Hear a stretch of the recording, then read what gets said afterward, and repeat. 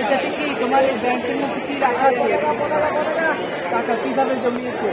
আমি তো ওই ম্যাডামটা গেছে না, আবার একটু বলো। আমি স্কুলের টাকা, টিফিনের টাকা জমিয়ে এটাকে নিয়েছি।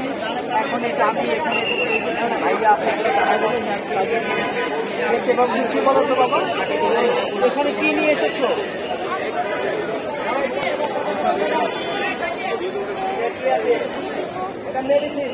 কেন দিবা?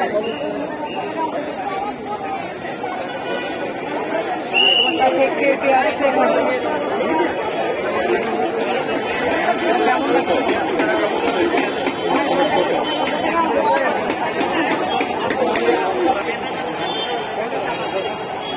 আপনি আপনার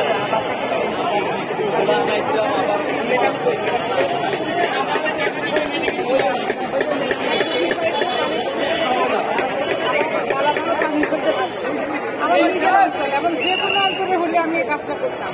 আমার ছোট মেয়ে কালকে এই ব্যাংকে নিয়ে মিস্ত্রি করতে আমি চলাম সবাই দিকে আমার নিজের এলাকার মানুষ পানিতে বাঁচতে পারে, সাথে গ্যাস বলে অনেক ফাউন্ডেশন আমি টাকা দিয়েছি, কিন্তু বাচ্চারা সব দেখতে আসবে। তাই আমি ভাবছিলাম এখন ওদের জন্য কিছু কাপড় আর আমার ছোট মেয়ের ব্যাংকের টাকা, ওই ব্যাংকটা একদিন ওকে টিফিনের টাকা মাটিতে অনেক রাগ করে। ওই টাকাটা জমাচ্ছে ওর বাবা বাড়ি করতে থাকায়, এই জন্য বাবাকে গিফট করছে।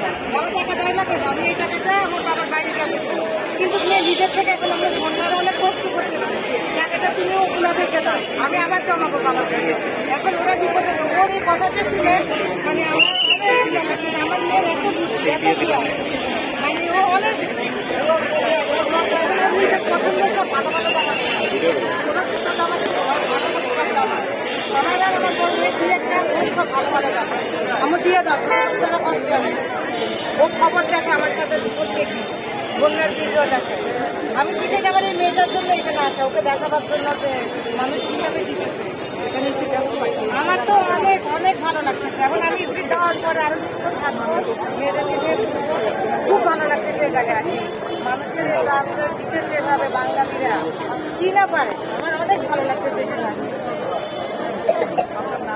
আমার নাম নিগার সুলতানা, আমার হোম ডিস্ট্রিক্ট নোয়াখালী, আর আমি থাকি কেরানীগঞ্জ।